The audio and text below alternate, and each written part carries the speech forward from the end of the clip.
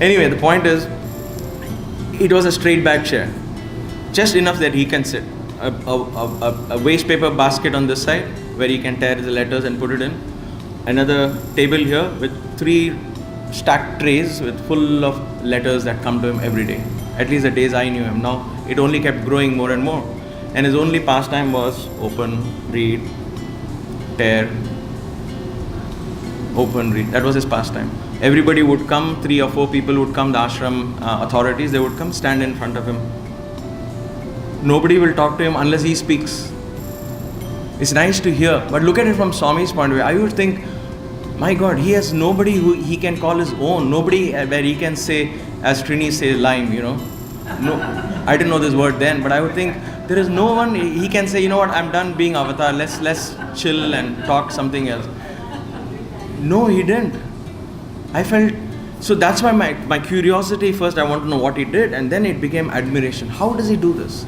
How is he able to even maintain his sanity unless he speaks, somebody won't speak to him.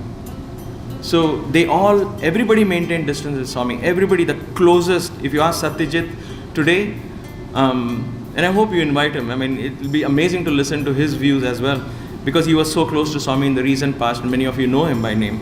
So even he would tell you that he would never tell, I know Baba, I'll put in a word for you. Swami, no, dare not. Dare not walk into a room and Swami is there. You maintain that space was, his space that he had around him was unapproachable until he allowed you to approach it. But how does one live as a human being like that? I mean, for me, that was my admiration point. I began to admire that he has no friend of his own. There's no way where he could just be like what we would call just relax and have some fun time. Because he tapped into another source of joy which we were unaware of. That's when I began to understand that there has to be, because there is, by sheer logic, I said that he can't maintain his sanity unless he is tapping into some other source that is not available to us. And he was tapping into that source, a source that he calls the divine principle, going back to being I am God. He was tapping into that source, and in that source he was one with everything. He was not looking for entertainment because he was entertainment. He was not looking for happiness because he was happiness. He was not seeking love because he was love. He identified with the very things that you and I are seeking for the whole life. And that is what empowered him to do what he did. And if he tells us you can do that too, then what a treasure we are missing in one lifetime. And therefore, in order to do that, can I be mindful? Can I at least take those steps in being mindful in my life? Which is in the Sanatana Dharma, in the Hindu philosophy, in yoga, they call it sadhana.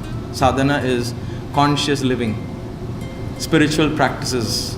Watch what I eat. Now when I say watch what I eat, don't think about, and many times we would make this mistake, Swami would talk about food, and then he would correct us as, food is not what you only have the plate. Oh, okay, what else is food then? He would say anything that goes into your body is food.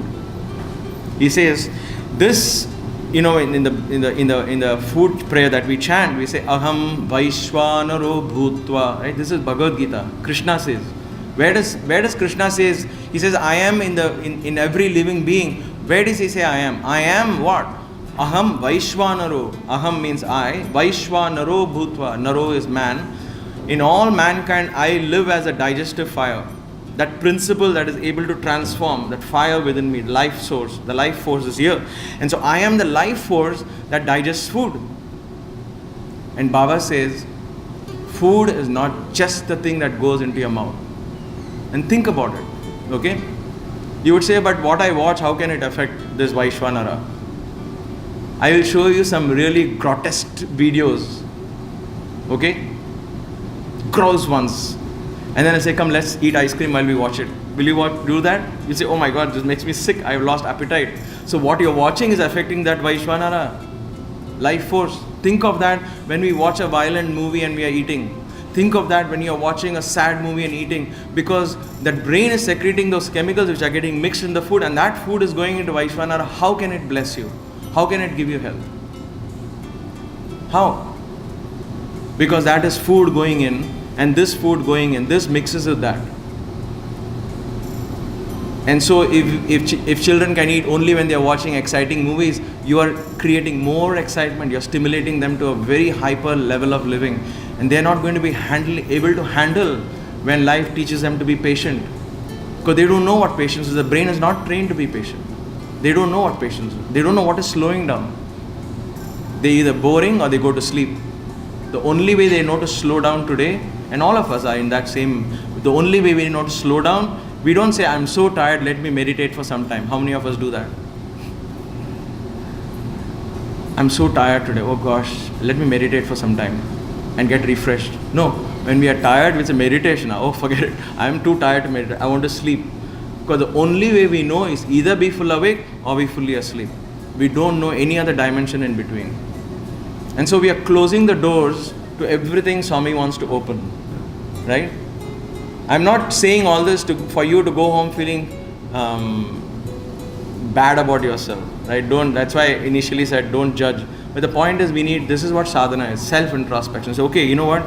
Let me make small little changes in my life. So if I can watch what goes in through my eyes, that plays a very important role into that same Vaishvanara Agni, because that Agni is none other than Krishna himself. He says, I am that Agni.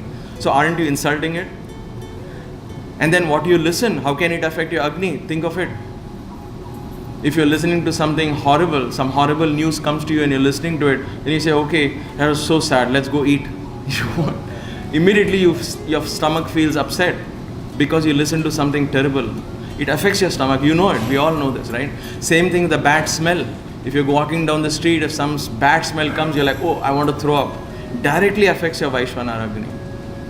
So all the senses, information going in is affecting that life force that is keeping you alive. That God within you that's keeping you alive. That life energy which is transforming food and giving you energy, you're contaminating that very principle. It's like contaminating the main water source.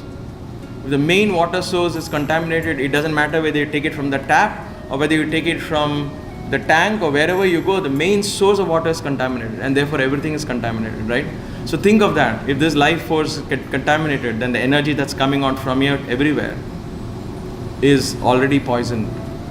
But yet we live, thanks to Swami's grace, thanks to God's grace, we live. But then our lifespan is not measured by how many years, but what is the quality of our life.